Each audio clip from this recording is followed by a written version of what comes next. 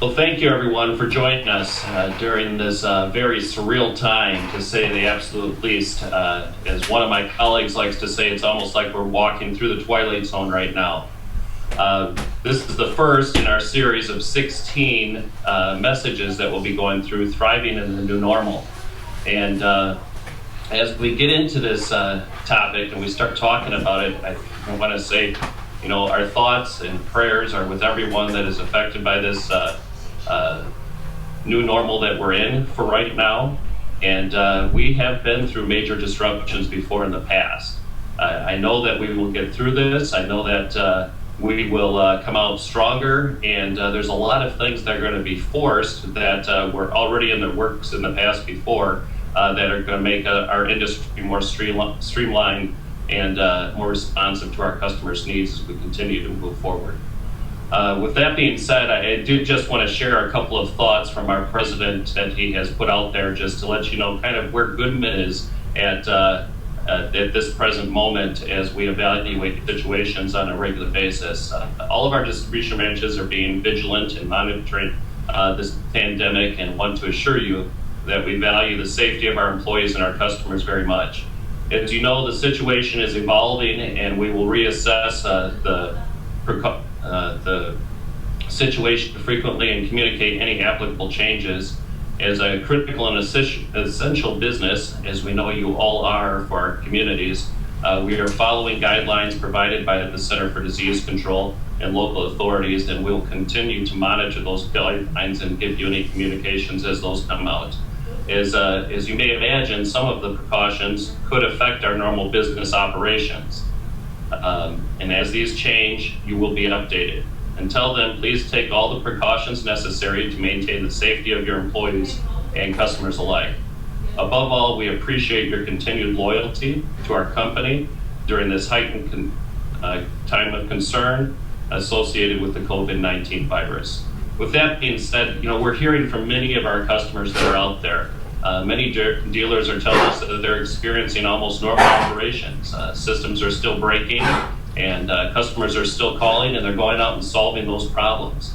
One of our goals in getting together once a week is to be able to share what contractors are doing out in the field that they're having success with, and what different things that they're implementing. On the other side of things, what I'm hearing from many of our contractors is that employees are nervous during this time. And what can we do as leaders in our organizations to be able to calm some of those nerves and to be able to let our employees know that we're taking care of them? And so those are some of the things that we'll talk about as well. 2 years ago, we introduced a model that we have put out there for everybody. And we wanted to reintroduce that model and start talking about the HVAC business cycle. This is the cycle as far as customer interaction with your business. And during the next 16 weeks, we're going to be focusing on each of the 7 stages of the HVAC business cycle and what you can do to put those things together. At this time, we need to make sure that we're putting plans in place and plans together. And when you look at some of our founding fathers and leaders that we've had in the past, they've had a lot to say about plans. It's been credited to Benjamin Franklin saying, "Those who fail to plan to fail." And Dwight D. Eisenhower, he said, "Plans are worthless, but the process of planning is indispensable." And George S. Patton said, "A good plan violently executed now is better than a perfect plan next week." And so as we start to look at all of the different things that you're faced with, I will say take a breath, think about how you can interact with your customers, look at the processes that you currently have and figure out what you can automate, what can you do differently than you have in the past, and how can you address the concerns that your employees and your customers have. The HVAC business cycle, like I said, is made up of 7 sections. We've got the customer reaching out. Today we've got Jennifer Bagley from CI Web Group, who's going to be walking through the customer reaching out with us and talking about how you can make sure you're an option when a customer has a concern or need that you can solve. The next stage in the business cycle is the appointment made, and Brigham Dickinson from Power Selling Pros will be communicating to you how you can work with customers to ease their fears and to be able to get out there and still perform the tune-up or the service call that you have scheduled. The next stage that we walk into is the problem identified. And we have David Holt from NCI, who will be talking to us about different ways that we can look at identifying the problem. There's still basics that we need to keep in mind and talk about different technologies that we may have available to help us more properly identify the challenges that people have. Then we get into problem solutions, and we have Tom Woodman here, who will talk to you about the sales process and really the basics of the sales process, but how those might be delivered differently today and maybe even moving forward as we continue to look at how things evolve. Then getting compensated for services, we'll talk about financing and what options you have available there and where you can go for solutions that you need for financing. Then we get into customer for life, and we'll talk about the different tools that you have available there and different things that we can do to help maintain these relationships with customers that you meet during this time. And we'll close with the marketing plan and Matthew Plugoff talking about your branding strategy and your message to your customer. With all that being said, I'd like to turn the program over to Ms. Jennifer Bagley and have her talk about the customer reaching out. Good morning and good afternoon, everyone. Thank you so much for taking time out of your busy day to work on your business instead of in it. You guys, today we're going to cover kind of three primary different areas. And if you move to the next one more click on that slide. Fantastic. So essentially, you guys, this is broken into three fundamentals. Obviously, customers being first and foremost. That's what you guys are interested in. Inside and out is, are you still going to have clients that are coming in? From my point of view, I have customers, HVAC contractors, who are busy. In fact, they're swamped. Now that I'm home instead of not on, I'm looking at contractors coming to people's home out my front windows and seeing that the basic necessities of life continue. Right now, every single prospect that you've ever wanted to reach is home.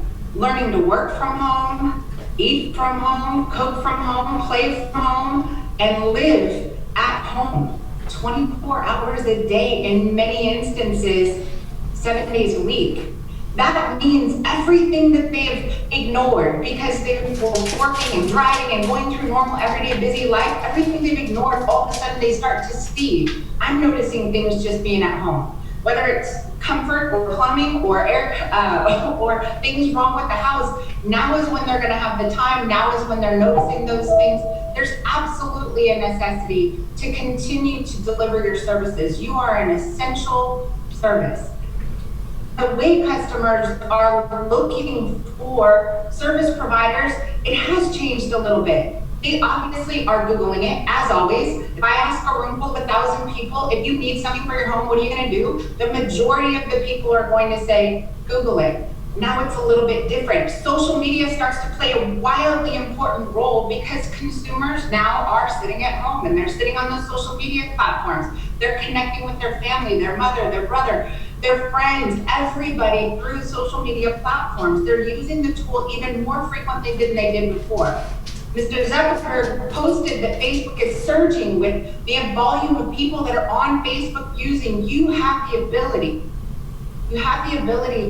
to be a different kind of news. You have the ability to publish a different kind of content that allows people to feel comfortable that they can still get those essential services. To feel comfortable that you're available and you're still working, to feel comfortable that you know safety protocols and have studied those and trained your technicians on the things that are necessary in this new environment. In fact, you guys, right now, if you go to ciwebgroup.com/free, we have created an entirely free library of graphics, and every single week we're adding to those graphics. Everything from notifying people that you guys are considered an essential business, that you absolutely are taking safety precautions and so forth. That library is free for you to use. Go download that. In addition, yes, we will work on sound. This is what happens when you move home and you don't have a microphone or a lapel mic clipped to your mic, or it's clipped to your body all of a sudden. You guys, in addition to that, there are letters inside that folder that are safety letters. I've already seen hundreds of dealers that are already having us post those letters on their website. They're updating safety protocols. They're sending out newsletters to their customers that say we understand and there's a solution to that. All of those tools are free. The library is, so if someone can write in the chat, it's ciwebgroup.com. Here, I'll do it real quick. ciwebgroup.com/free. .com/free. That's a link. You guys download that information. Okay. Secondly, search engines are changing, right? There is a higher volume of impressions. So the way you looked at pay-per-click, that has changed. The way Google Guarantee functioned a week ago, that has changed. The total number of impressions, the cost per click, it is changing every single day. So it's really important to be diving in and looking at how are you leveraging different kinds of tools. You might have put more of your budget in a pay-per-click environment in the past, and it might be time to switch gears and to start looking at social media as a way to connect with everybody who's living on those sites. In addition to that, not everybody is ready to play this game, and I understand.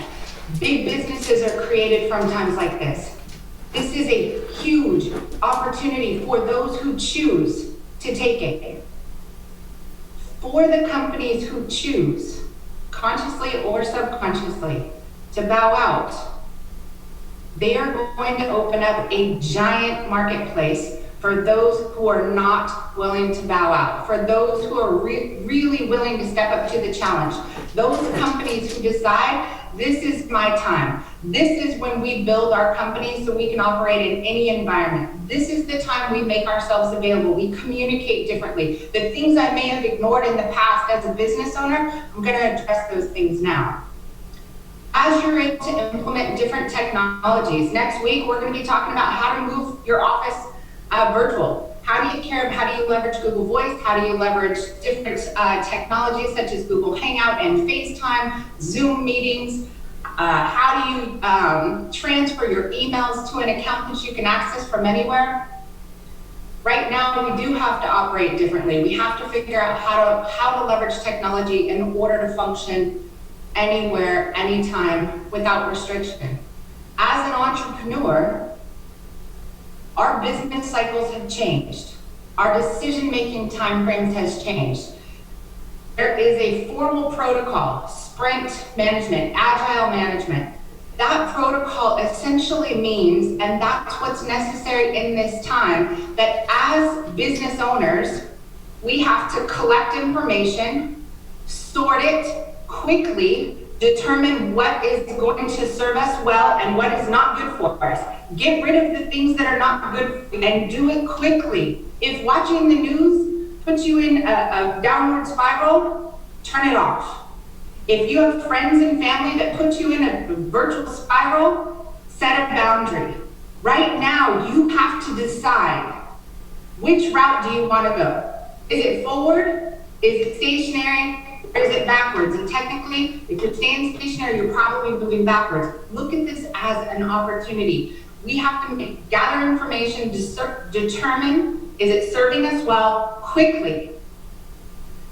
Create a plan, implement it quickly. Your vendors have to move quickly.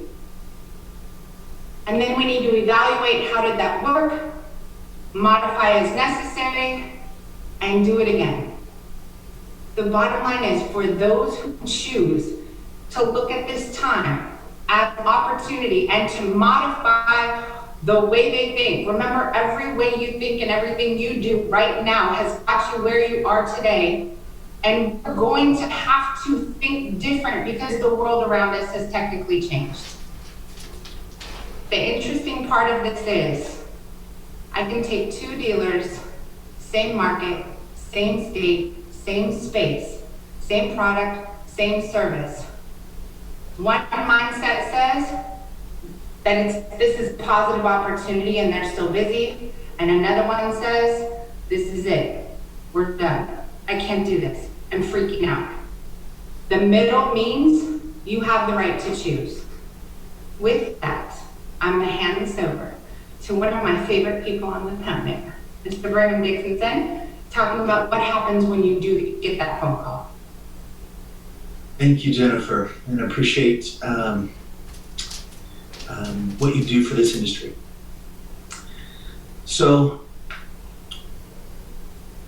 before I get started, I want to share with you an experience I had yesterday. I was on the phone with a client, a long-term client, and the service manager, we're going to call her Vanessa. And Vanessa is, she's struggling. She had to let go of several technicians this week and several CSRs, and they're running a skeleton crew. And as I was talking to her, she felt like she needed to put our coaching services on hold because we're a coaching company. We train people on how to take care of customers over the phone. And I suggested to her that she continue the coaching and not worry about payment, and that we'd float it for a while.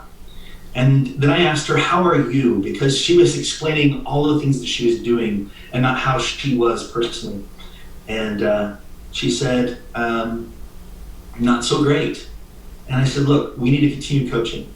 And not only are we going to coach your CSRs and your dispatchers, the ones that you still have, but I think, Vanessa, you also need to be coached as well. And she agreed and appreciated it, and we're moving forward together. So our goal is to meet you where you're at and to move forward in that direction. So let's talk about where you're at and where your team is at. Ben, you mind jumping to the next slide? Thank you. So as you can see here, our goal is to help our team. Your most valuable asset is your people. And we need to meet them where they're at emotionally. And if they're not doing well and they're worried about their own families, it's going to be very difficult for them to think about the customer. And so what we need to do for them is we need to give them some tools, quick tools that they can use to book every call that comes in. So let me give you an example. Customer gets on the phone and we want to find out where they're at, all right, from an emotional standpoint. Chances are they're very fragile. Chances are they're really concerned about the technician that needs to come out to their home because their system isn't working. They might have indoor air quality questions. They might have a system that's not working. They may not be concerned at all about what's going on with the virus. And our goal is to find out where they're at. And so how do you do that? You very simply begin the phone call, ask them to tell you more. It's a very powerful question. Tell me more. Tell me more about your situation, what's going on. And let them explain to you exactly where they're at. And then you show them that you care. That's not good. Again, our goal here with our CSRs is to find out where they're at. And if all they can do is follow a script at this time, because of where they're at emotionally, great. Give them these talking points. In the beginning of every phone call, the first 30 seconds. Remember, the first 30 seconds of the phone call actually determines the ultimate outcome of the call. So you've got to give them something to work with, especially if they're struggling right now. Tell me more. That's not good. I can help. See, these are the things that we need to provide for that customer. They need to know that we're listening. They need to know that we care about them. And they need to know that they've called the right place. So those are the things that we're doing for that customer, whether we're completely on our game or not as CSRs. Lastly, we want to customize the bill value statement. For those who aren't worried about the virus, it's very simple. We're going to send out a technician. He's trained, he's certified. He's Backpark Company's been around for the last 30 years now. You're in great hands. He'll come out with a fully stocked truck. He'll look at the scope of the work. He'll determine exactly what needs to be fixed and give you a price before he starts. So it's very simple, very basic bill value. But what if they are concerned about the technicians coming out? We want to modify what we say in the bill value statement based on what that customer is concerned about. So if they're concerned about the technician, or they're concerned about social distancing, we can change it up. We can say what we're going to do is we're going to send out a technician. He's going to park out front. He's going to call you to let you know when he's there. He's going to put on booties and gloves and whatever else you've got to show that you want to do everything to keep them safe and secure. So we'll go into the house, just unlock the door, we'll go in the house, we'll go to the system, we'll find out what's going on, we'll come back out to our car and provide the diagnosis as well as your options to fix what's going on with your system. So regardless of where the customer's at, you can customize what you're doing for them and build value over the phone to book that call and wow that customer. Your goal is to be the only one they call. You are 911, there's no 912, help us on the way. Now, the best way to help your team, the most valuable asset you've got. For me, I've got 40 employees. When this whole thing came down, there was events that were canceled. There were some companies that were calling in wanting to put things on hold. And I told all of them, we're not letting go of anyone. Why? Because this is the most important time for us to be working with them. And even if we have to work for free, and in some cases we are doing so. And the goal is to provide the support. You want to help your CSRs, your team, get to the point where they can authentically help customers, get them talking to the customer, do happy calls. And in some situations, it's as simple as saying, how are you? How are things going? How can we help? If the calls aren't coming in, you need to be calling out. I agree with Jennifer. This is an opportunity. It's an opportunity to show your leadership. If you see that leaderships, it's the leaders that create cultures, that shape behaviors, that produce progress and prosperity. Here's what I mean by that. There is a commodity that circumstances like these that becomes very, very precious, more precious than gold. And that commodity is leaders. Leaders who exemplify their principles. You guys, right now more than ever, your team is watching. They're watching you. And you're in a moment they'll never forget. And they will remember what you do in this moment forever. And based on how you respond to it, just like Jennifer said, you own your response. They will stay with you forever. And the customers they reach out to during those those happy calls, they also will stay with you forever. You've worked too hard, too long to lose what you've got. This is going to pass. You're going to beat this. We're going to help you.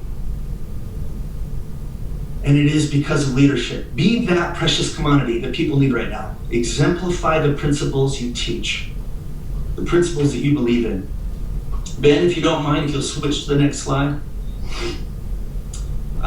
We put together a program, and Jennifer's right, it's all about adapting to this new market environment. And we are also adapting. We're going digital. And we're developing a program. It's a group consultative program where we coach as a team. And just go to powerslingpros.com/yourpeople. It'll show you all about it. But it's going to be digital group coaching for every company. This will give us the capacity to work with hundreds of companies.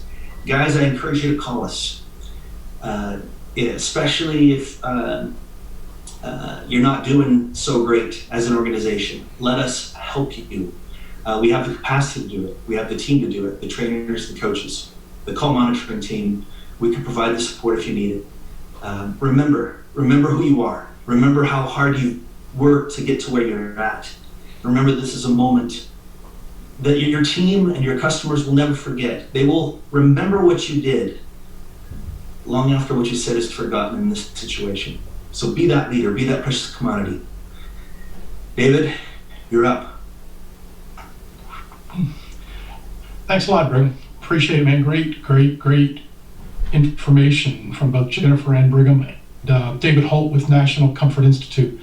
And I'd like to just let you all know that we're right there with what they're saying, guys. We want to be there for you. We want to help you as you transition through this crazy time that we're in right now, to understand ways to identify problems quickly and efficiently that you can solve for your customers to actually help them enjoy a much more comfortable and efficient home.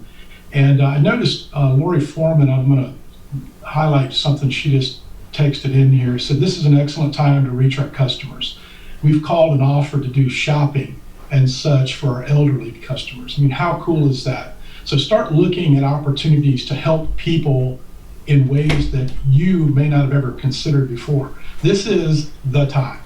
This is the time for us as a team of professionals in the service industry to step up to the plate and hit some home runs, right? So as you think about what you can do to help your brothers, your sisters, obviously first and foremost, you need to protect yourself. So Ben, if you could flip over to the next slide. Safety is a huge opportunity for us right now. We need to focus on safety. You know, at NCI, we focus on advanced diagnostics and skills to help you identify what goes on technically within the HVAC systems that you work on, but you also need to think about your people. You're as owners and managers, those of you that are on this call, your responsibility first and foremost is to make sure that your employees work in a safe environment. Well, your customers, excuse me, your customers are also looking forward to you working in a safe environment. So when we think about the technical side of our business, gas leaks, carbon monoxide, electrical hazards, condensate management, things like that all fall into the safety category. We're professionals. We know how to do this stuff. We've got to be able to do it on a consistent basis. And now more than ever, you need to differentiate yourself from all others and really drive the importance of safety. So as we're running calls, we want to make sure that we exercise proper social distancing as we're working with our customers. We need to make sure that we understand what's important to them. We need to look for opportunities to solve potential problems. As Jennifer said, people are spending more time in their homes now. Well, before, what might have been a minor nuisance is a major catastrophe now. So think about carbon monoxide. You know, we think about COVID-19 right now. Can't really see it. We can see the impacts. Can't really see carbon monoxide. Can't taste it, can't smell it, but it is poisonous, right? As professionals in our industry, we can identify if there is colorless, odorless, poisonous gas in the room, and then we can also identify how to resolve that issue. Certainly from a comfort standpoint, as people are living in their homes right now more and more, and as we're working from our homes more and more, we are going to recognize those opportunities to improve the comfort of our structures. So we want to make sure the humidity, the temperature, even the sound. I mean, if you've got a really loud and noisy system, I remember back in the day when we were running my dad's business, my brother used to say, we need to come up with a remote control for the TV that has a button on it that air conditioner's on or air conditioner's off. So it automatically turns it up. When the air conditioner comes on, it's like, doesn't that seem wrong? You know, don't we have the opportunity to adjust the noise level of a person's system? The answer is yes, we do, right? So sound, drafts, particles floating around in the air, the VOCs, the volatile organic compounds, carbon dioxide, all these things go into people's comfort and also their health as we talk through this. And then energy. When we're moving sensible and latent heat and spending people's utilities, right, spending their power bills, it really is incumbent upon us as a professional to make sure that we, as professionals, focus on these three important parts. If you want more information, we've got a website, and this is actually geared towards consumers. You might even want to look at it yourself to see what we're talking about, but myhomecomfort.org has a whole bunch of little resources on there to help educate you and your customers about living in a safer, healthier, more comfortable, and an energy efficient area. If you have questions along the way, we've got a coaching email address, coaching@ncihvac.com, or feel free to call our toll-free number 800-633-7058, and we'll be happy to help you out. So with that, I'm going to go ahead and fast forward and kick it over to my friend Tom. Thank you, David. And I want to say it's a privilege to be on this panel with such talent. And I greatly appreciate everybody taking the time to chime in. The first thing, I've obviously had several people call me the last couple of days, as I'm sure everybody else on the panel has. And one underlying theme has always been work. And the best advice I have been given and will pass forward is the best way to handle stress is to not worry about things out of your control. I know that's easier said than done, but there's a lot of things right now out of our control. But if we can focus on the things we can do as opposed to the things we can't, we're going to get through this just fine. Secondly, set some goals for yourself and your team. If you can focus on an action plan to serve your customers better during these unusual times, you're going to see some progress with your company. Jennifer was absolutely right. It's about mindset. If you think you can, you will. If you think you can't, you won't. It's that simple. And as Brigham said, it's going to take leadership to convey that message, that strong message to the team. Third thing, finish unfinished business. Right now, with the employees, it is critical that we are able to lead the way, open communication, so that dissension does not set in within the ranks. We have internal customers and external customers. We want to make sure that you have a solid policy in place to protect your employees. Ask the right questions on the phone when they're coming in, make sure they're protected.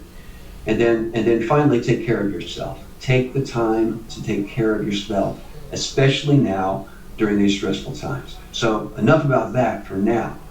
I do want to talk about the sales positioning during these times. The sales process in and of itself stays the same. It's been the same for a long time. The basic 5 principles of selling is gain favorable attention, create an interest in what you have to do, create a desire from the customer to learn more, and inspire a conviction from your customer that you're the right solution for their problem, and then finally close. Those 5 steps are going to remain the same. Those are emotions though, right? Favorable attention and interest, what you need to do, desire, conviction, and close. Those 4 of those 5 are emotions. There's 5 questions also that the customer needs to draw a conclusion on before they buy from you. What am I buying? Why am I buying it? When should I buy? Who should I buy it from? And how do I pay for it? Those 5 things. Now, even though the principles and the conclusions are the same, our approach is going to be dynamically different now because of what's happened. The sales process over the years, since the 1950s, the principles have always been the same. But our style, our approach, and the way people buy changed. And it's changed big time this time. So over the next 16 weeks, together, we're going to be taking a critical look at the sales process, the way it's been, and make the proper modifications to accommodate the way people buy today, as opposed to how they bought just a few weeks ago. Some of the innovations we're going to be talking about is why can't we have a virtual comfort advisor, where we can use a digital format, go online, and review options with the customer online, and lead them to the place to making a buying decision from you. The technology's there. We're capable of doing that, but it's going to take a different type of thinking to do so. Now, do I think every homeowner is going to want to do that? Of course not. But will a large sector of them? Yes, I think they will. So over the next 16 weeks, we're going to dive deep into providing customers plausible options as to how they want to get involved with the new system from us. And if we can make the right match between how they want to be presented to, how they want to get involved with the new system, I think we're going to really redefine, and in an exciting way, how HVAC sales is tomorrow compared to the way it was just 2 or 3 weeks ago. So I'm looking forward to the next 16 weeks and bringing some innovative ideas and refreshing the sales process in and of itself to help each and every one of us create a better customer experience and a more consistent customer experience as we move forward. So Until next time, God bless, take care. And I want to take a moment and turn this over to Matthew Praxis. Thank you, Tom. I appreciate it. I want to thank everybody for having me on this. It's great to be part of a group that is so talented and so concerned and so open to helping out every one of our contractors. I know that compensated for services, financing is certainly a big question right now for everybody. And I want to make sure that we all understand that we have been working diligently and exclusively this week with each and every one of the lenders to try to get a better lay of the land and try to get some well-known, some set rules and guidelines for you so that we can give you a comfort that the banks are going to be there hand in hand to work with you. I can assure each and every one of you that my communication with the banks is they are going to be here. They expect consumer finance lending to become a larger portion of the finance process.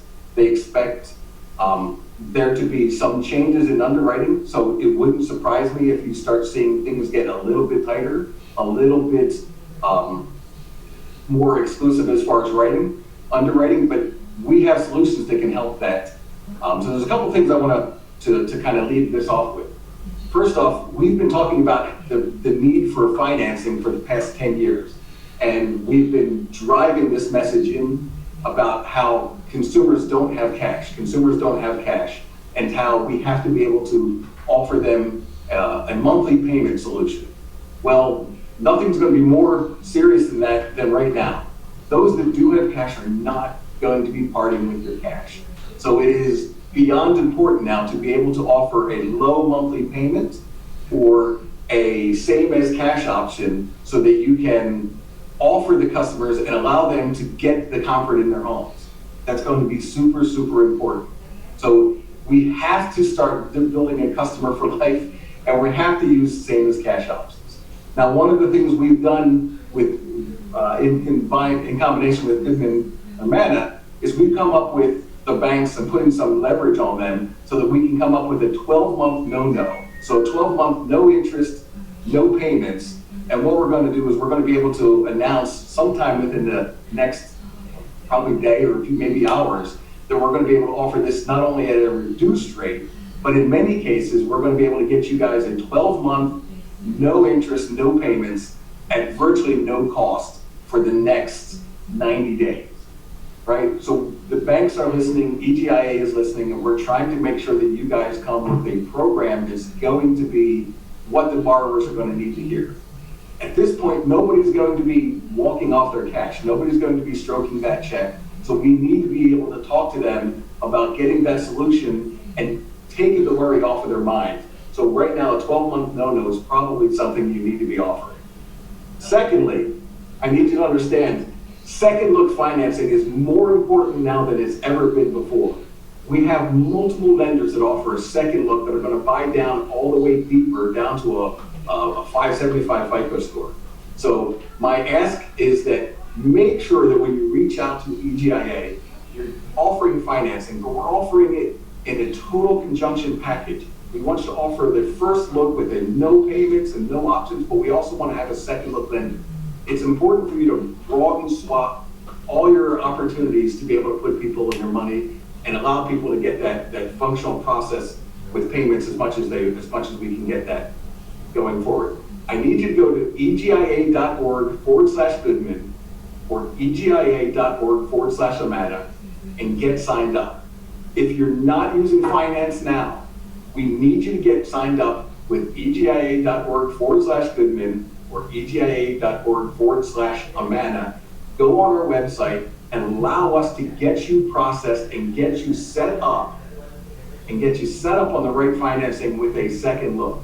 We need to get you prepared to be offering low payment processes, low payment or no payment processes to people because it's going to be more important now than it ever was before.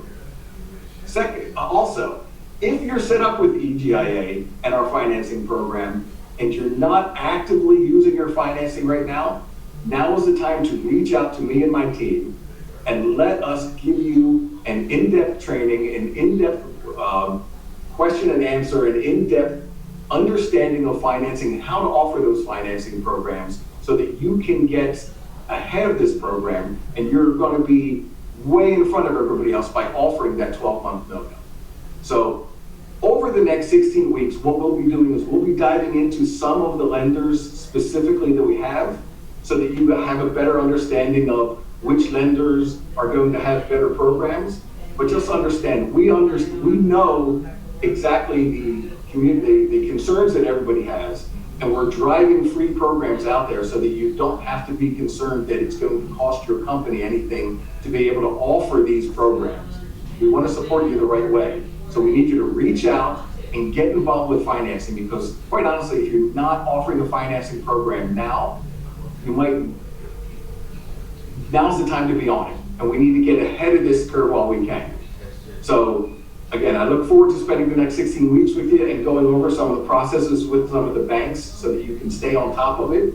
And I'd love to be able to roll out, I want to be able to make sure we roll out these no fee programs to you so that you can take advantage of the best pricing on the market.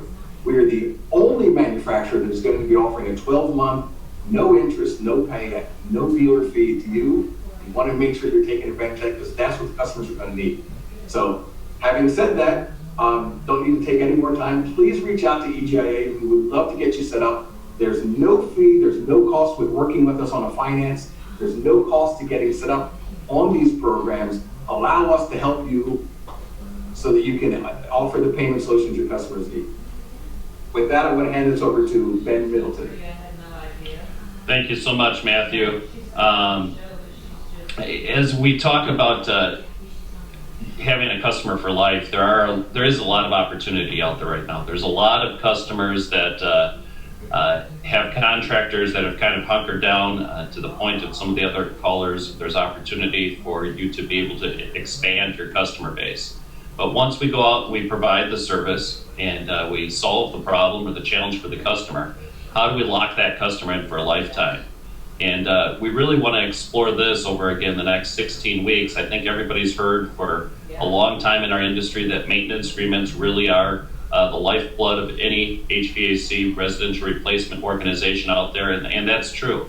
But there are concerns right now. Do I need to have a general maintenance done in my home and have somebody come into my house? And so we'll be talking about some of the best practices as we hear them from other contractors across the country and what they're doing to implement more programs where they can keep that touch with the customer, they can keep the systems performing the way that they need to perform, and we'll continue to bring different programs for you in those regards. But the number one thing that you can do as an HVAC contractor is over-deliver on the customer's expectations. And that consists of really two different things. One, first of all, whenever we are talking to the customer, whether it's your customer service rep, it's the service tech that's out there, it's the comfort advisor, it's the installers that are meeting with the customer, we need to make sure we do a good job of setting the appropriate expectations for the services or the products that we're going to be delivering. And so you want to make sure that you're delivering the appropriate products, but you're also setting the right expectation. And then after we've set that expectation, your goal is to exceed that expectation and over-deliver on the promises that you've made. As you do that, those are the things that people remember. You know, they said they were going to do this, but when they came out, they completely exceeded and did it far more than we had expected that they were going to be able to deliver. And so those are some of the things that I want to make sure that you're thinking about and you're looking at as you look to achieve a long-term relationship with your customers. The extended service agreements, as you're changing equipment out, make sure that you're offering that 10-year parts and labor warranty for the customer. A lot of your customers out there right now with uncertainty appreciate the certainty of knowing that I'm not going to have any extra out-of-pocket expenses once I get this brand new piece of equipment in. And so if you're not talking about these things right now, you're missing out on an opportunity to just give some calm to customers that may be stressed out, that are watching a 24-hour news cycle that is continuing to create more anxiety and frustration around those people that choose to hear those things or see those things on a consistent basis. And so off the extended service agreements, talk about the fact that you are representing a manufacturer that has the industry-leading manufacturer warranties available to the consumers. And so you want to make sure that you're stressing the fact that, hey, the reason we partnered with Goodman or Amana is because of the warranties that they allow us to be able to offer you. Again, giving that peace of mind and taking care of the customers there. And last but not least, what I will tell you is, as Jennifer had talked about, and she's got great graphics that you can take and you can put in your social media presence. I can't stress enough to you, when you have a company page or a profile that's out there, or even a personal profile where you've invited all of your customers to be a part of it, you need to be aware of what it is that you're presenting and you're posting out there in social media, because customers are paying attention to that. And so make sure that for all of your employees and all of the people that work at your company and yourself, that you're self-policing and you're making sure that you're keeping things positive, you're sticking to the facts, and you're not getting drawn down into conversations that may take away from the value proposition that you offer as an HVAC contractor. And so all of these things are going to help you. We've got some great tools available for you to help you, again, continue to grow that relationship with your customers. If you're a Goodman dealer, if you go to goodmanmfg.com and you scroll all the way to the bottom of the page, you're going to see a little link for Partner Link. Click on Partner Link, and your user ID is going to be Goodman. Password top secret is dealer. You'll see a theme here. Your user ID for Amana is going to be Amana, and the password is going to be dealer. For if you're one of our PLP dealers, your user ID is going to be Franklin, which is one of our PLP brands, and then your password is going to be PLP dealer.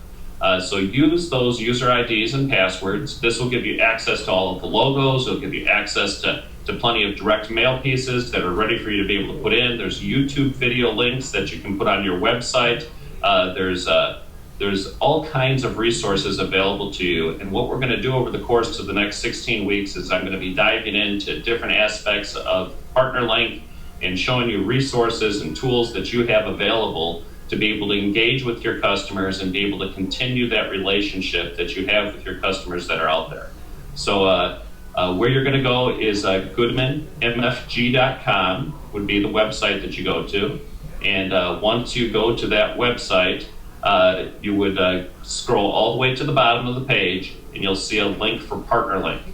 Once you're at Partner Link, you will use the appropriate user ID and password, and this will give you all of the resources that you need to be able to promote your business and be able to continue to build that relationship with your customers. With that being said, I'm going to turn it over to Mr. Matthew Plugoff, who's going to talk to us about the marketing plan or your branding strategy. Mr. Plugoff?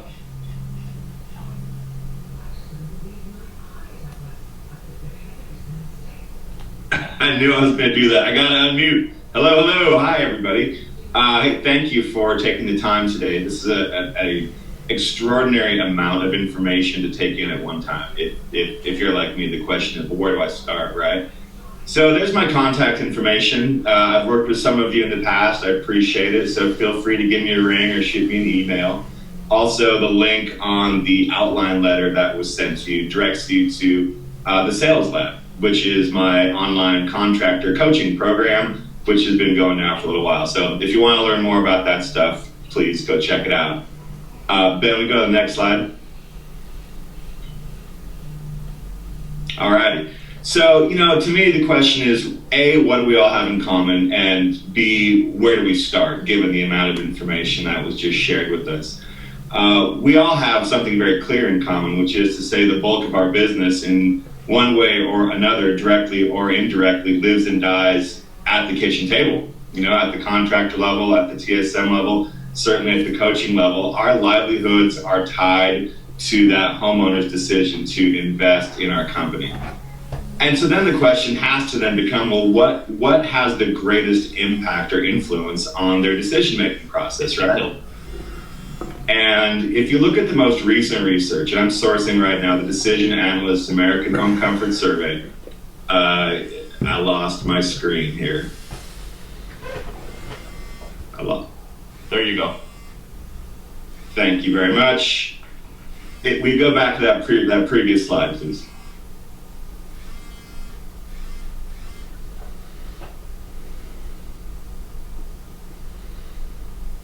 Thanks, Ben. If you look at the data, what we have learned very recently is that the product brands that you sell have significantly less influence on whether or not a person purchases from your company than does your own contractor brand. And there's the data, there's the source. 69% of homeowners through last year said, I'm going to buy from this company over this company based on the ways in which the contractor communicated the brand.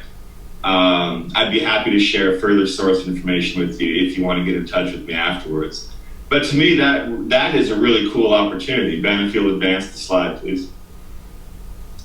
Because today the question is, how do I communicate the value of my company? And the truth is, being a great company is the best brand strategy. Doing the right thing is always the best brand strategy. It's always the most persuasive strategy. But today, that's predicated on one, if you know how to capture the power of transparency. And today's customer has a pretty sensitive nose for inauthentic things. And second, how do you communicate the ways in which your company is really working to help people? And so if a sales opportunity arises and it's your company versus anybody else, you have to be prepared to convert the opportunity, not in the traditional ways in which we've always done it, but by using transparency and by communicating the ways in which you are the least risky and simultaneously most valuable company. Ben?